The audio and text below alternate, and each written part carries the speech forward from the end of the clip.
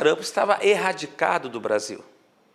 Nós não tínhamos sarampo no Brasil há muitos anos. Em 1985 foi o último caso.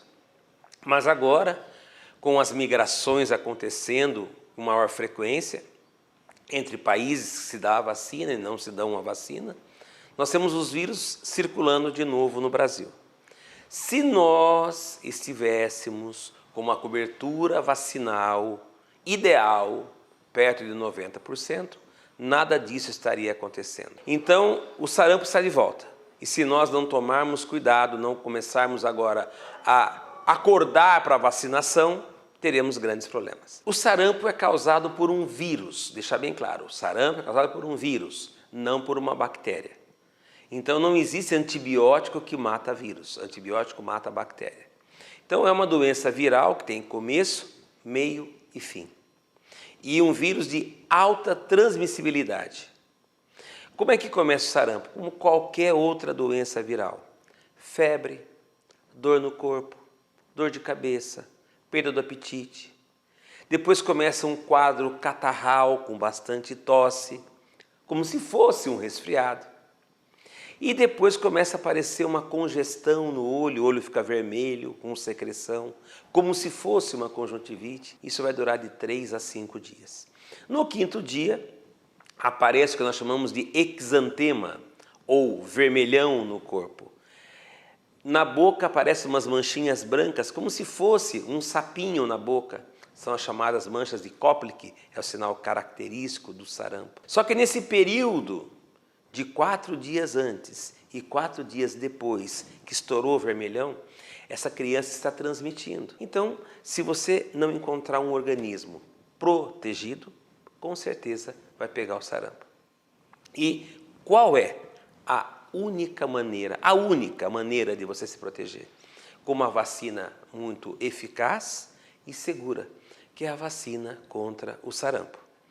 Não existe uma vacina isolada só contra o sarampo. O que nós temos disponível é a vacina chamada tríplice viral. São contra 3 doenças importantes: o sarampo, a cachumba e a rubéola. Normalmente, se você, na rotina vacinal do Ministério da Saúde, no calendário vacinal nacional, você toma uma dose, a primeira dose, no dia do aniversário de 1 ano de idade. E a segunda dose você toma com 1 ano e 3 meses de vida, ou seja, com 15 meses de idade. Sendo que nessa primeira dose você toma a tríplice viral, sarampo, cachumba e rubéola. E o reforço, que é com 1 ano e 3 meses, você toma a tetraviral, que é sarampo, rubéola, cachumba e catapora. Diante dessa situação de epidemia, só diante dessa situação que nós estamos vivendo atualmente no Brasil de epidemia, o Ministério da Saúde, nesses locais onde os casos estão extrapolando a estatística, está sendo feita uma campanha de vacinação para todas as crianças de 6 meses a 1 ano de idade.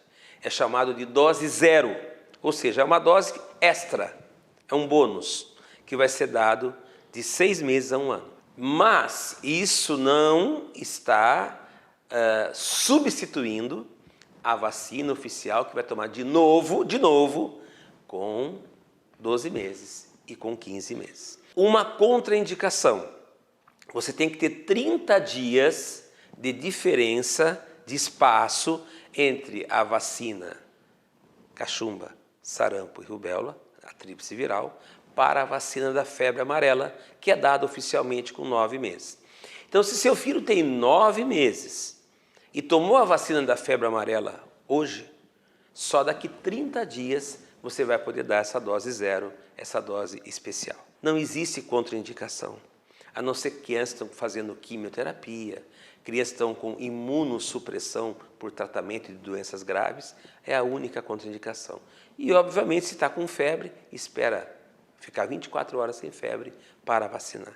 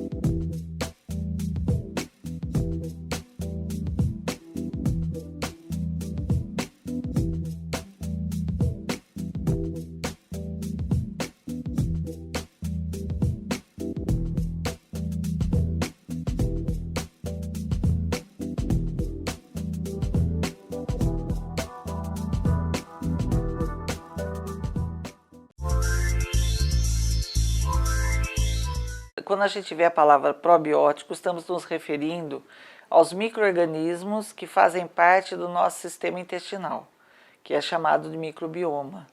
Então, se sabe há muito tempo quais são essas bactérias, quais são as suas funções, né, e são muitas: produção de vitamina, produção de substâncias protetoras anti-inflamatórias. Então, realmente são muito importantes. Então, se conhece essas bactérias chamadas probióticas. Existe outro termo que também a gente não pode confundir, que são as pré-bióticas. Que são substâncias pré-bióticas? Em geral, elas são complexos derivados de açúcar, poderão ser derivados de açúcar, são cadeias relativamente grandes e que vão fazer o papel muito importante de nutrir as bactérias probióticas que estão no intestino.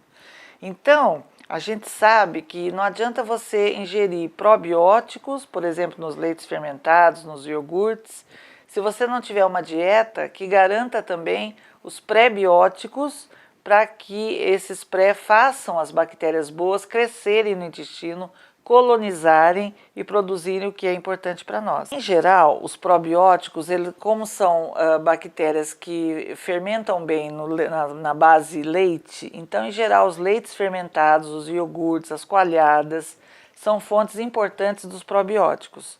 Mas não só.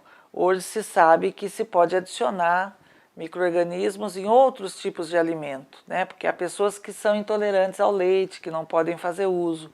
Então, há outras formulações, até em leites, fórmulas para preparar, né? Fórmulas preparadas, até em barrinhas de cereal, é possível que você encontre ali adicionado os probióticos. Se a gente imaginar que cerca de 50% do bolo fecal são bactérias. Então, quando a gente não tem prebióticos adequadamente, essas bactérias elas vão embora, simplesmente não ficam colonizadas lá. Hoje se sabe que muitos alimentos vegetais, eles têm na sua casca, na sua polpa, no caule, muitas dessas substâncias chamadas prebióticas. Em geral são chamadas de fibras, elas podem ser solúveis ou insolúveis. Então, as fibras solúveis são aquelas que a gente não percebe. Por exemplo, a polpa da maçã tem fibras solúveis, né? A casca do maracujá tem fibras solúveis e insolúveis. Então, as insolúveis são mais relacionadas à celulose, às cascas dos grãos, né? Por exemplo, a casca do arroz. Então, mas também tem seu papel. As insolúveis, elas ajudam a incorporar água no bolo fecal. Então, uma dieta com fibra realmente vai alimentar essas bactérias boas, chamadas então de probióticas. Uma pessoa ela pode adicionar na sua dieta verduras, por exemplo, de uma certa constância, né? O talo da couve, da alface, e tudo isso vai gerar, né, abóbora, por exemplo, tudo isso vai gerar a quantidade de prebióticos muito importante para a pessoa. Quando você tem uma dieta equilibrada em que os pró e os pré estão presentes, você vai ter uma saúde intestinal que se propaga para a saúde do organismo como um todo. Então você tem substâncias bem importantes como vitaminas do complexo B que são produzidas lá. Nós temos a serotonina que é produzida, é chamado hormônio do bem-estar, né?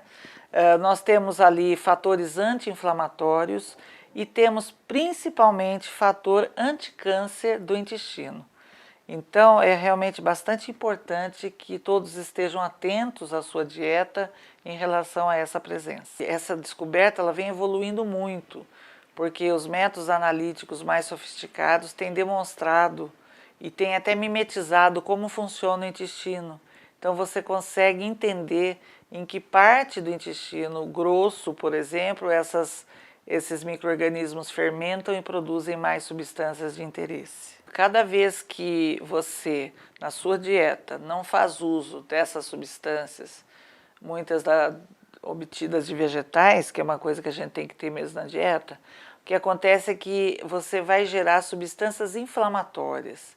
E essas substâncias inflamatórias, elas acionam outros mecanismos que fazem, por exemplo, que a pessoa comece a engordar. Então, hoje a relação com a obesidade é muito clara, a relação com as doenças essa falta de ânimo, né, essa irritabilidade, ela pode estar envolvida também. Então é bastante sério. É um grande avanço da ciência, né, que mostra muito claramente a relação entre alimentos e saúde. Quanto mais você conhece quais são esses micro-organismos probióticos presentes no intestino e como eles se relacionam com a sua dieta, mais novidades importantes para a saúde a gente vai ter. Quando a gente tem no mesmo alimento probióticos e pré-bióticos, a gente costuma chamar esse alimento de simbiótico. Então, ele é um alimento que é mais fácil para o público em geral identificar que ele tem os dois tipos de substâncias importantes, micro-organismos e os pré-bióticos. É importante mencionar que tudo que vai fazer o nosso organismo ter propriedades de saúde melhores precisa ser constante na dieta.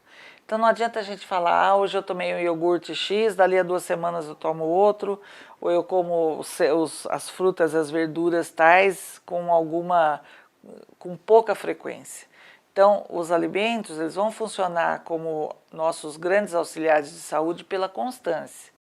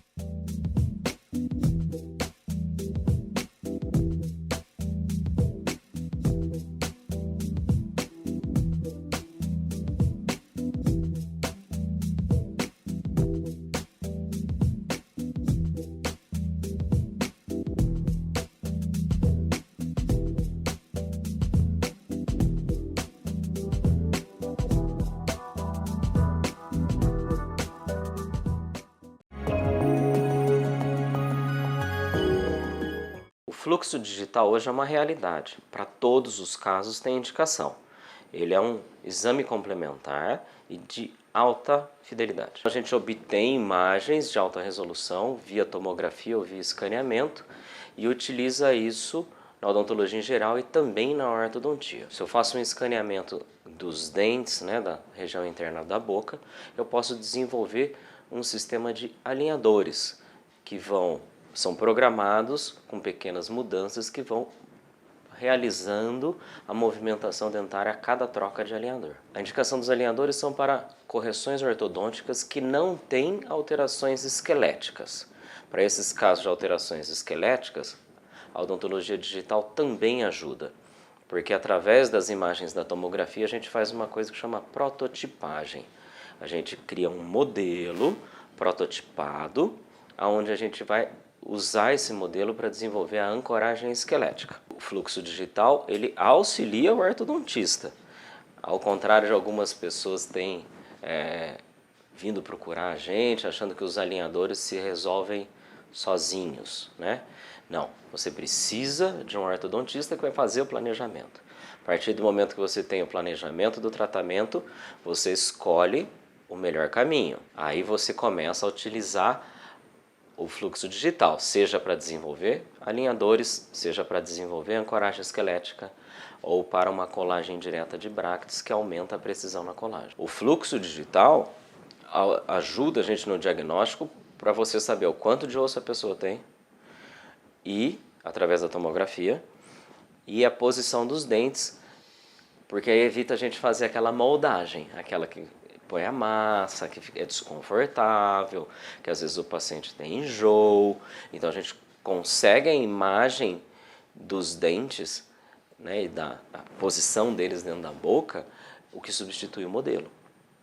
Por isso que é interessante o fluxo digital.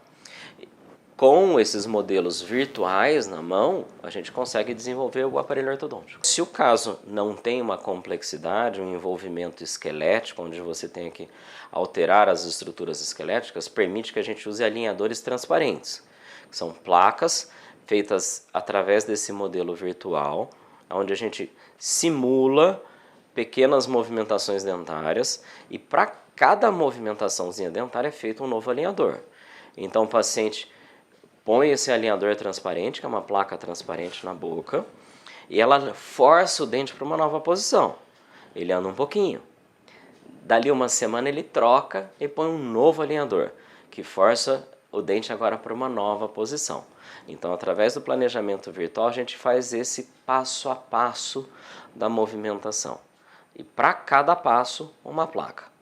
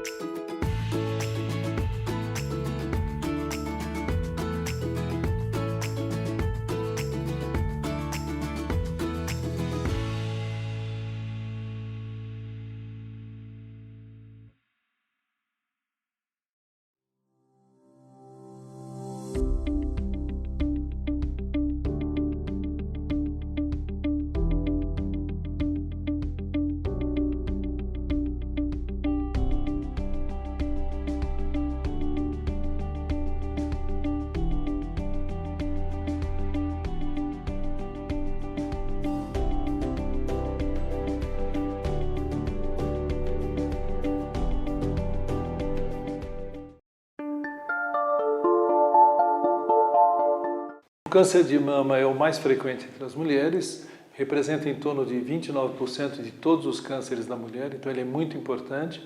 Que se o diagnóstico for precoce, feito o tratamento adequado, você tem uma sobrevida, ou seja, em 5 anos, a previsão é que 95% estejam vivas, né? E que ele não termina a vida. Hoje, com a melhora do tratamento, a melhora do acompanhamento, a mulher pode voltar à sua vida normal. E, inclusive, reproduzir em alguns casos. Os dados recentes mostram 59.700 casos, novos casos por ano, quase 60 mil casos por ano. E é importante lembrar que no último ano nós tivemos 203 homens que morreram. A gente acredita que pelo menos 1% dos casos ocorram em homem. Muita gente acha que o câncer de mama é só da mulher, não é. Então, o homem também tem que estar atento ao câncer de mama. Nós temos um número muito pequeno de casos que são efetivamente genéticos. Eles não chegam a 10%. Você tem em torno de 20% dos casos que têm relação familiar. A minha tia, a minha mãe, a minha irmã. Naturalmente, quanto maior a proximidade, maior o risco. Mas a grande maioria, e esse é o grande alerta, a grande maioria das mulheres não tem história na família, né? Ele passa a ser o primeiro caso na família. Então, todas as mulheres são consideradas de potencial risco. Naturalmente, diversos fatores vão influenciar. Vamos dar um. Em relação à idade, quanto maior a idade, o risco é maior. E você vai aumentando muito o risco com a idade. Por isso que o exame preventivo é fundamental para que você faça esses diagnósticos precoces. Mas, por exemplo, a mulher que amamenta por mais tempo, ela reduz o risco. A mulher que tem a utilização de hormônio aumenta um pouquinho esse risco. Então você tem tantos fatores que podem acelerar o processo quanto diminuir o processo. Os usuários de pílula, até porque são muito jovens, não estão no potencial de risco de câncer de mama. Ou seja, a gente considera que o contraceptivo não é um indutor do câncer de mama. E por que tem que parar se tiver câncer de mama? Porque ele pode fazer com que haja o crescimento. Isso também vale para a terapia hormonal. Tá? Então, os hormônios femininos não são considerados causadores do câncer, e sim aqueles que podem fazer com que a evolução seja mais rápida. Uma vida saudável sempre é boa. E um dado interessante, as pacientes que têm câncer de mama, abrindo já esse capítulo, elas melhoram muito quando elas mantêm atividade física, dieta balanceada, relacionamentos sociais significativos, mostrando que o bem-estar geral impacta na evolução do câncer de mama. Fundamentalmente, a ultrassonografia e a mamografia são os dois exames mais pedidos. Quem deve fazer? Que é uma pergunta que todo mundo faz. Se houver suspeita de nódulo, em qualquer idade. Se houver antecedente familiar, por exemplo, mamãe teve um câncer de mama, a menina de 25 anos deve fazer. Né? Mas naqueles casos em que você não vê potencial de risco, não tem nódulo palpável ao exame, aos 40 anos a mulher deve fazer a primeira mamografia, porque esse risco deve aumentar progressivamente a partir dos 50 anos. Então vocês não devem deixar de fazer os exames periódicos, porque reduz muito o risco de você pegar um carcinoma de mama já avançado. A cirurgia continua presente, né? A quimioterapia, que é o uso de drogas anticancerígenas também. A imunoterapia cresceu, quer dizer, tratamentos com produtos que possam mexer com a sua resistência para você resolver a questão. A radioterapia continua, hoje muito melhor, com menos efeitos colaterais. Mas o segredo é que o diagnóstico seja precoce, para que você tenha um tumor muito pequeno, né, que tratado com cirurgia, rádio e químio, você possa bloquear e a sobrevida seja aumentada por causa da precocidade do diagnóstico.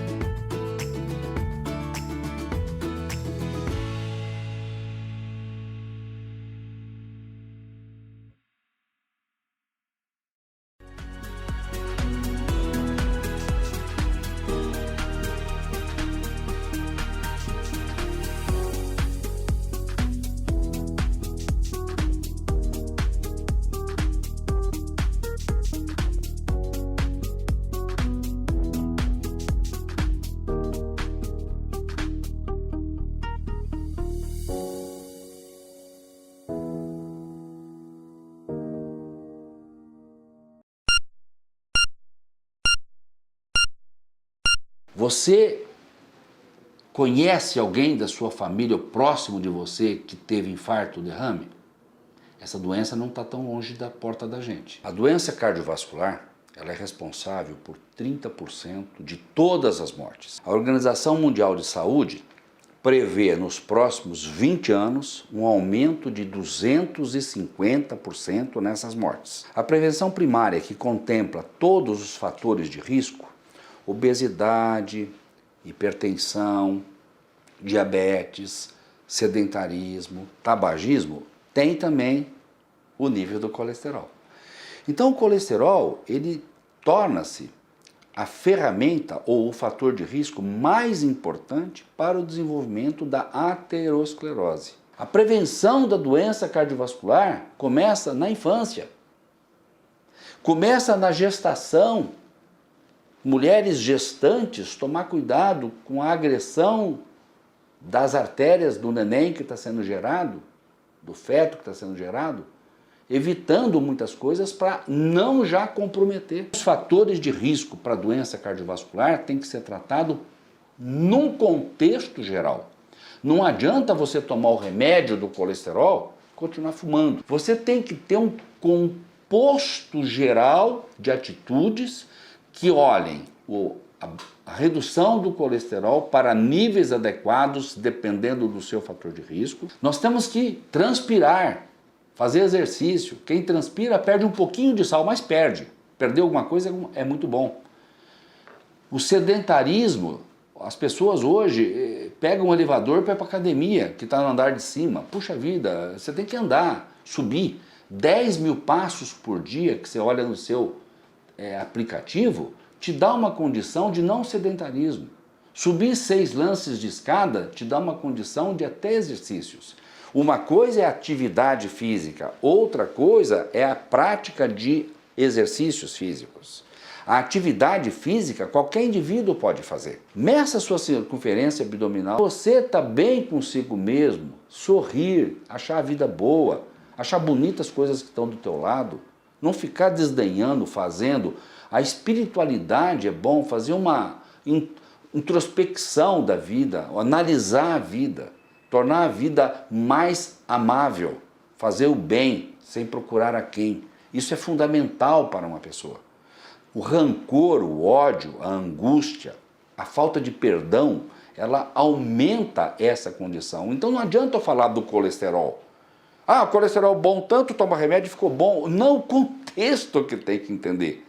Que se tivesse bom, esse monte de gente que toma colesterol, talvez não tivesse mais infarto. Mas se você toma o remédio para o colesterol, tem um nível adequado, mas mantém todos esses outros fatores de risco, o que você está fazendo?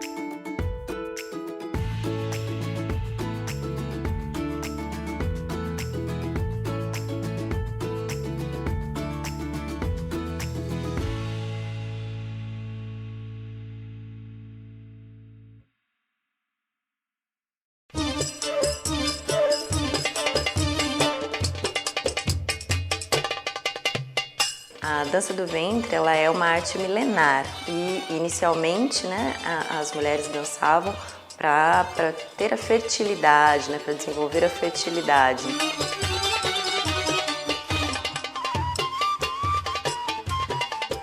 As aulas de dança do ventre, elas trabalham inúmeros benefícios para as mulheres, né? A gente fala como a dança é cura, né? Então ela traz inicialmente um bem-estar, traz com que os nossos hormônios de prazer, né, tipo a dopamina, liberem esses hormônios para que a mulher se sinta melhor, libere o estresse, né, do dia a dia.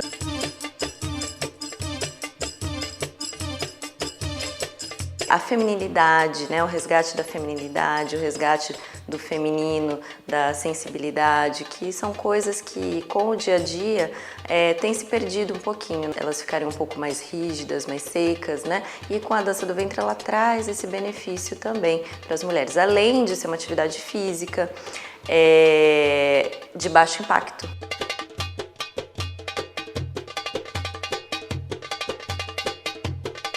Até mulheres grávidas, por exemplo, eu sempre dancei, eu tenho 3 filhos, eu dancei até a última semana, os últimos dias, então são benefícios também para a mulher que queira fortalecer a sua musculatura para o parto, então tem esse benefício também, porque fortalece toda a parte do assoalho pélvico. Como ela é uma atividade de baixo impacto, então se você tem às vezes algum probleminha de joelho, algum probleminha na coluna, normalmente ela pode trabalhar com a dança do ventre também. Deixar o seu corpinho mais em forma também, né? Porque às vezes a pessoa não quer ir para academia, não quer fazer algo que ela fique malhando e tudo mais, mas ela gosta de dança. E a dança, se você executar com uma certa energia, mais vezes na semana, você também pode ter os mesmos benefícios de uma atividade física mais intensa.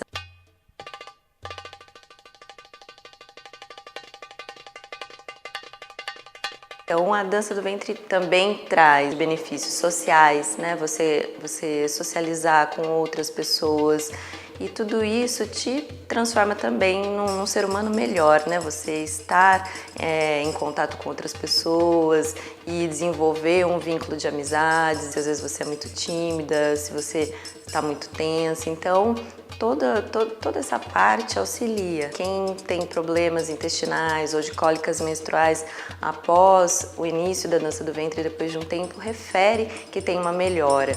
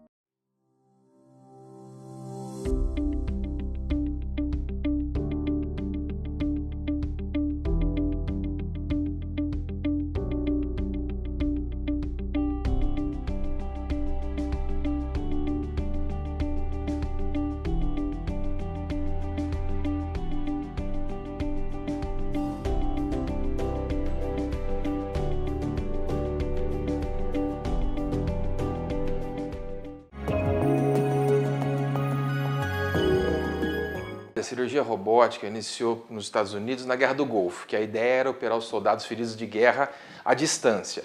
O projeto não foi para frente porque a velocidade da internet ainda não era confiável, como até hoje não é, né? Hoje ainda é experimental fazer cirurgia à distância, mas a robótica continuou. Não é o robô que opera ainda, né? Quem opera é o cirurgião, e o robô ele imita os movimentos do cirurgião dentro do paciente. Então hoje o cirurgião ainda fica na mesma sala que o paciente, num console, onde ele tem um instrumental que ele usa as suas próprias mãos. Os movimentos do cirurgião são realizados pelo robô de uma maneira mais precisa, sem tremores. Quem está operando é o cirurgião. Na verdade, a equipe é até maior do que numa cirurgia convencional ou uma cirurgia laparoscópica.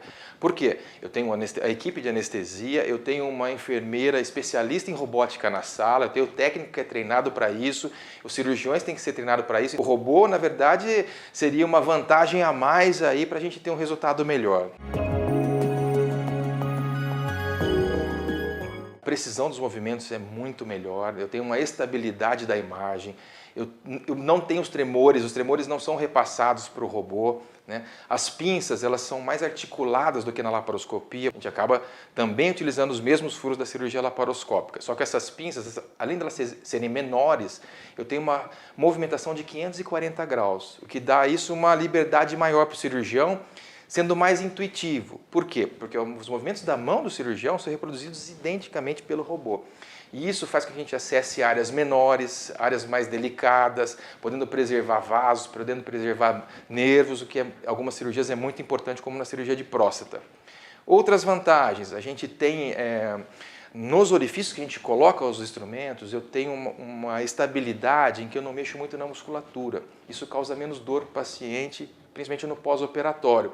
Eu vou conseguir que esse paciente tenha menos dor e que eu consiga dar uma alta precoce. Na minha área, que é o aparelho digestivo, a gente pode utilizar para cirurgias bariátricas, cirurgia da obesidade, cânceres de intestino, câncer de estômago, cirurgia do refluxo gastroesofágico, cirurgia de vesícula, que é muito comum, as hérnias abdominais, aqueles abaulamentos. Do aparelho digestivo, praticamente todas as cirurgias eu posso ter vantagens com o robô. Cirurgias de pâncreas, né? Todas essas eu posso ter aí a ajuda do robô e ter uma facilidade maior.